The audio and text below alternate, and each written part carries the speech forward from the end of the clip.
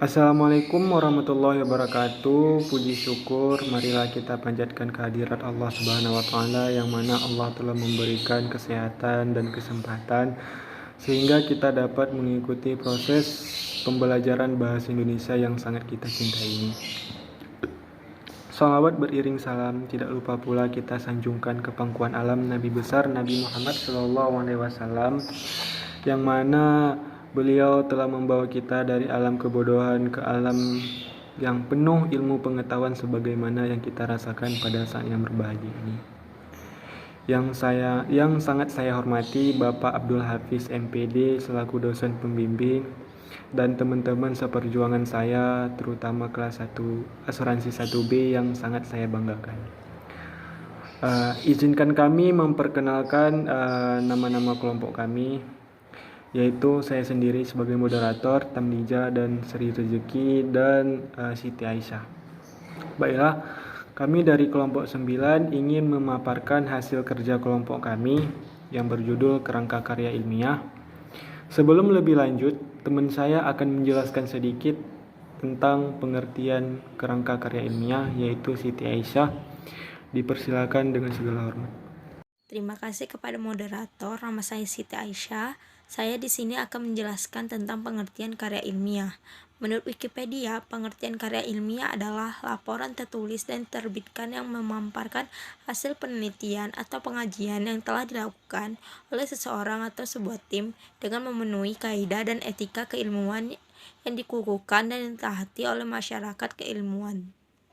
Yang kedua itu saya akan menjelaskan tentang ragam karya ilmiah. Ragam karya ilmiah terbagi menjadi 4. Yang pertama itu artikel. Artikel ilmiah adalah karya tulis yang dirancang untuk dimuat dalam jurnal atau buku kumpulan artikel yang ditulis dengan tata cara ilmiah dan mengikuti pedoman atau konveksi ilmiah yang telah disepakati. Yang kedua itu ada makalah. Makalah adalah suatu karya ilmiah mengenai suatu topik atau masalah yang disajikan dalam seminar ilmiah. Yang ketiga itu laporan penelitian. Laporan penelitian adalah karya ilmiah yang disusun sebagai satu rangkaian dari kegiatan penelitian yang dilakukan untuk menyampaikan hasil penelitian.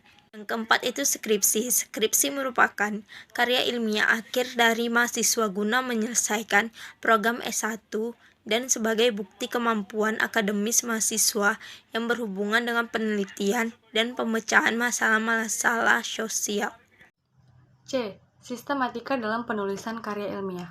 Karya tulis ilmiah harus disusun secara sistematika, artinya menuruti alur pemahaman yang runtut dari masalah sampai pada kesimpulan.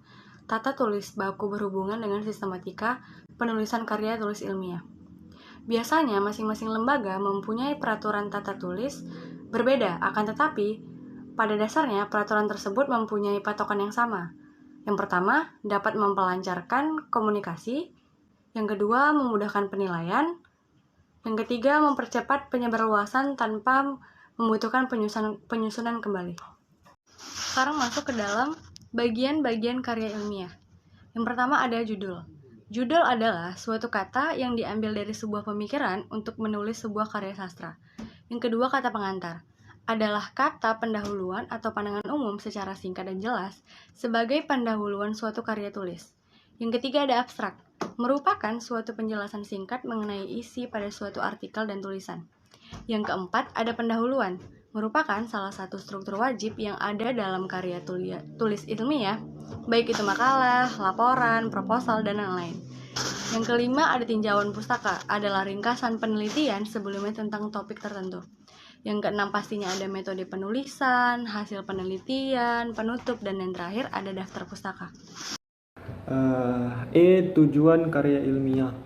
A. Sebagai wahana melatih mengungkapkan pemikiran atau hasil penelitiannya dalam bentuk tulisan ilmiah yang sistematis dan metodologis. B. Menumbuhkan etos ilmiah di kalangan mahasiswa sehingga tidak hanya menjadi konsumen ilmu pengetahuan, tetapi juga mampu menjadi penghasil atau produsen pemikiran dan karya tulis dalam bidang ilmu pengetahuan, terutama setelah penyelesaian studinya. C. Karya ilmiah yang telah ditulis itu diharapkan menjadi wahana transformasi pengetahuan antara sekolah dengan masyarakat atau orang-orang yang berminat membacanya. Jadi kesimpulan dari kerja kelompok kami ini adalah karya ilmiah adalah sebuah rangkuman dalam bentuk yang tertulis yang memerlihatkan hasil dari penelitian dengan sebuah kajian yang sudah dikerjakan sebagai bentuk dalam memenuhi kaidah dalam bidang keilmuan.